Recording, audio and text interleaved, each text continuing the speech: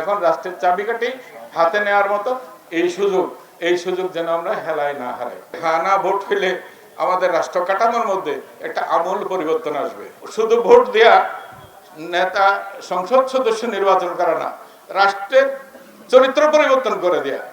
আমাদের যদি কুপ্রবৃত্তি, আমাদের মধ্যে যেটা অসঙ্গতি ছিল, আমাদের মধ্যে যে দুষ্ট প্রকৃতি ছিল, মানুষকে দমন করে রাখার, দমন করে শাসন করার, একদলীয়ভাবে শাসন করার, সেটার বিরুদ্ধে খালি হাতে আমাদের তরুণেরা শহরের রাস্তায় লড়াই করেছে।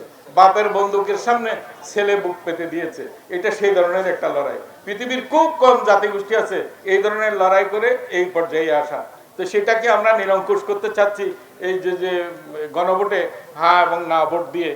এইটা প্রতিষ্ঠা করা গেলে জাতির যে কোনো সংকট মুহূর্তে জনগণের মতামত চাইতে পারা যাবে। এটা যদি সংবিধানে সংযুক্ত হয়ে যায়, তখন জাতির যে কোনো সংকটে জনগণের মতামত চাওয়া যাবে। জনগণের মতামতের উপরে কিছুই নেই, কারণ রাষ্ট্রটা জনগণের।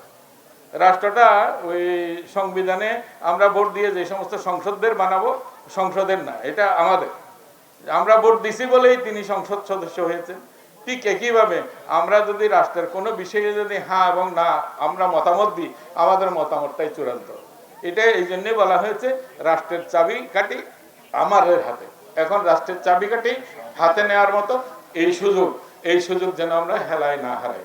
আমরা সবাই সম্মিলিতভাবে হ্যাঁ দিয়ে জয়যুক্ত করে আমরা করি। অন্তর্বর্তী সরকারে আমরা আসছি অস্থায়ীভাবে। আমরা নির্বাচন পর আমরা চলে যাব। আমরা এখানে কোনো পার্টি না। আগামী নির্বাচনে রাজনৈতিক দলগুলোও আপনাদের কাছে আসবে, তাদের এই নিজস্ব ক্যান্ডিডেটদের নিয়ে আপনাদের আসবে। আপনাদের বিবেচনায় যাকে ভালো মনে করবেন আপনারা তাকে ভোট দেবেন। এই বিষয়ে আমাদের কোনো কথা নেই। আমরা সম্পূর্ণ নিরপেক্ষ। এই ক্ষেত্রে শুধু হ্যাঁ না ভোটের ক্ষেত্রে আমরা আপনাদের সচেতন করতে চাচ্ছি যে হ্যাঁ না ভোট হইলে আমাদের রাষ্ট্র কাঠামোর মধ্যে একটা আমূল পরিবর্তন আসবে, এবং এটা অলঙ্ঘনীয় পরিবর্তন, যাতে এই ধরনের আর কোনো ফ্যাসিস্ট সরকার কখনো বাংলাদেশের মানুষের উপরে অত্যাচার নিপীড়ন না চালাইতে পারে, মানুষকে নির্বিচারে হত্যা না করতে পারে, বিনা বিচারে মানুষকে আটক রাখতে না পারে। এই সব বিষয়গুলা সেগুলি এই হ্যাঁ না ভোট দ্বারা আমরা প্রতিষ্ঠা করে যেতে চাই। সুতরাং এই আগামী নির্বাচনে আপনারা সংঘবদ্ধভাবে যারা এখানে আছেন, যারা এখানে নাই, তাদেরকে বুঝিয়ে বলবেন।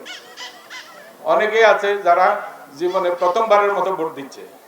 আমি মনে করি এটা তাদের জন্য একটা পরম সৌভাগ্যের ব্যাপার যে শুধু ভোট দেয়া, নেতা সংসদ সদস্য নির্বাচন করা না, রাষ্ট্রের চরিত্র পরিবর্তন করে দেয়া। এটা একটা দুর্লভ সুযোগ আমাদের সামনে আসছে। আমরা যেন এই সুযোগটা হেলায় না হারাই।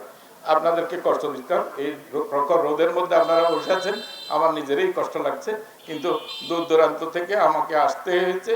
আমরা আরো বিভিন্ন জায়গায় যাচ্ছি, বিভিন্ন জেলায় যাচ্ছি, শুধু এই কথাগুলো আপনাদেরকে বুঝিয়ে বলার জন্য।